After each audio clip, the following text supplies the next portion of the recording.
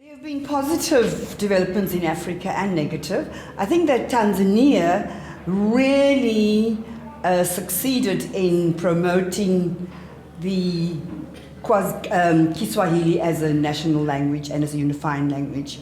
However, I think that many of the African countries are caught in this, shall I say, this abyss of being linked to the colonizing power, like we find the majority of West Africa having French. In fact, I was shocked when I went to Côte d'Ivoire and I heard that in Côte d'Ivoire, even at the schools, they only teach French and not the indigenous languages. So for me, that was like quite a shock. And especially coming from South Africa, where we are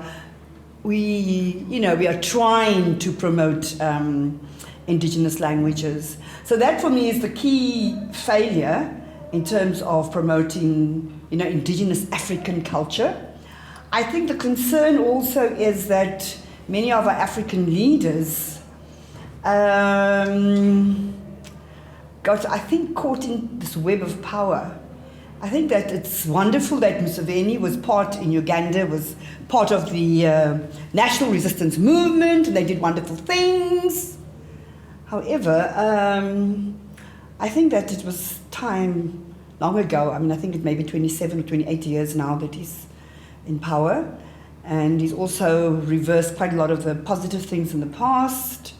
Madiba, in his wisdom, thought that he was setting an example to African leaders by just staying for one term, and that didn't inspire many of them. So for me, the key concerns are the fact that as Africans, we have so many resources in our countries, we have so much raw material, but because we're caught in this capitalist global system, the prices of coffee and of the minerals are determined in New York and Paris and London and not in our own countries. I think one of the stories that I remember very, very sadly was a Kenyan peasant being interviewed, a peasant who plants coffee beans, and he was illustrating to us that for his bag of coffee beans that he sold to the traders, he got the same price for a bag of coffee beans that someone in the United States pays for 1 cup of coffee at Seattle's.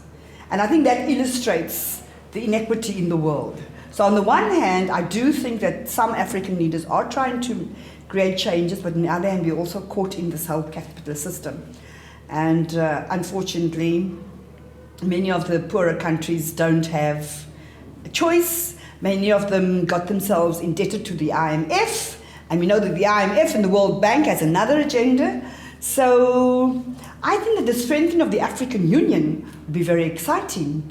I think of the intra-African country trades. I mean, we still today have more trade with European partners and our former colonizers than with our African countries here. I think the other glaring example, we've had NEPAD, I think it's 2001, we've had NEPAD, how we're going to change things in Africa and to increase, and it's still easier to take a plane from Cape Town to Paris and then to go to one of the African countries like for example, to go to Cameroon. So our links are still very much with the colonizing power.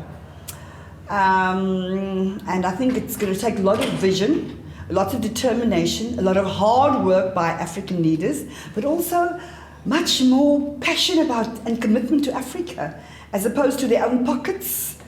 And that's a very sad thing about some of our leaders who are interested in promoting their own personal wealth at the expense of our countries. So we do have many challenges in Africa.